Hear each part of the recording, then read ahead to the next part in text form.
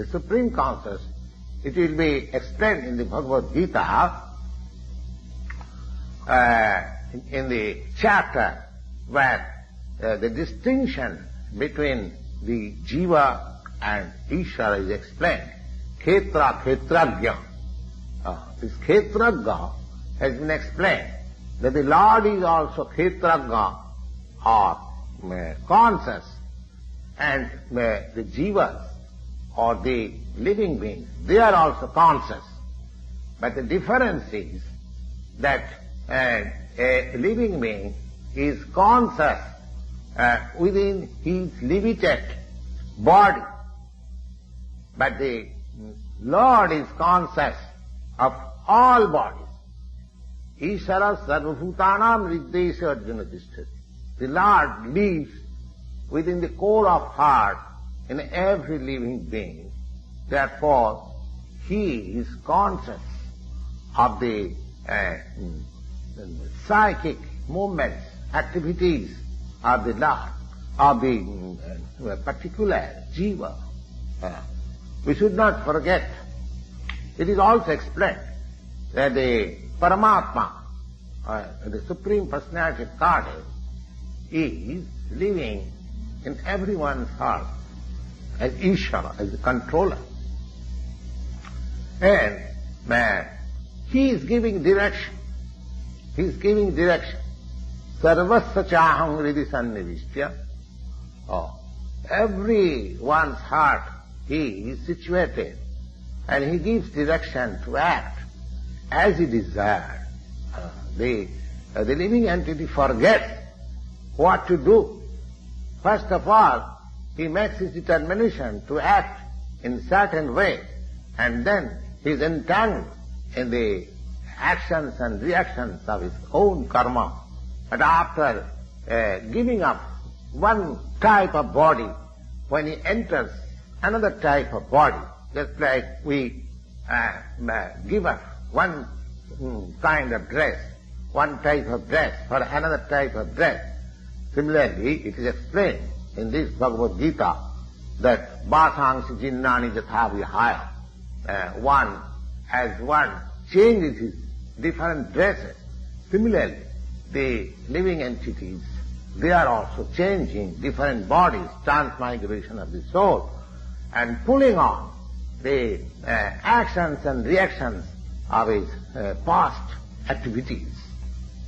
So, these activities can be changed when a living being is in the mode of goodness, in sanity, and he understands what sort of activities he should adopt. And if he does so, then the whole action and reactions of his past activities can be changed. Therefore, karma is not eternal. Other things, out of the 5 items, Ishvara, Jiva, Prakriti, Kala, and Karma, these 4 items are eternal, whereas the karma, the item known as karma, that is not eternal. Now, the conscious Ishvara, the supreme conscious Ishvara, and the difference between the supreme conscious Ishvara, the Lord, and the living being is, in the present circumstances, is like this. Consciousness of both of the Lord and the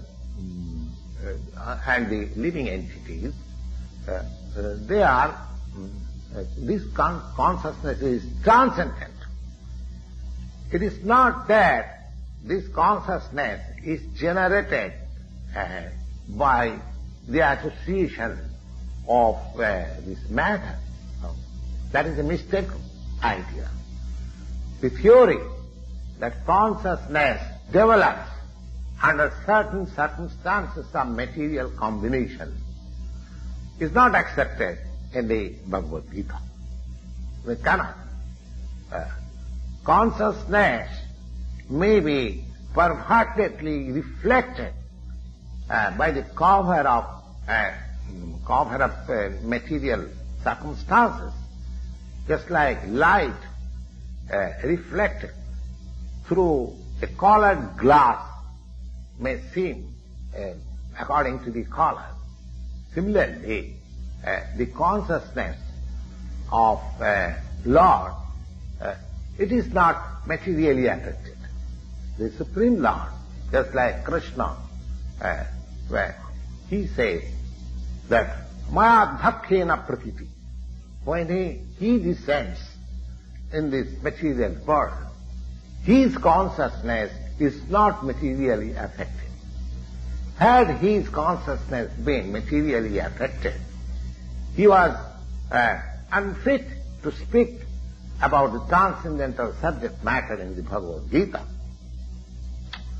One cannot say anything about the transcendental world without being free from the materially contaminated consciousness. So, the Lord was not materially contaminated.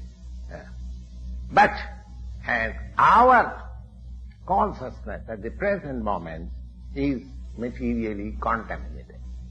So whole thing, as the Bhagavad Gita teaches, we have to purify the materially contaminated consciousness. And in that pure consciousness, the actions will be done. That will make us happy. We cannot stop. We cannot stop our activity. The activities are to be purified. And these purified activities are called bhakti.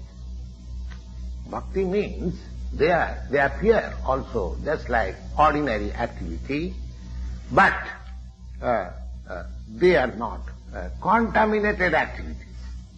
They are purified activities. So, an ignorant person may see that a devotee is working like an ordinary man, but a person with poor fund of knowledge, he does not know that the activities of a devotee or the activities of the Lord, they are not contaminated by the impure consciousness of matter, the impurity of the three gunas, modes of nature, a transcendental consciousness. So, our consciousness is materially contaminated, we should know.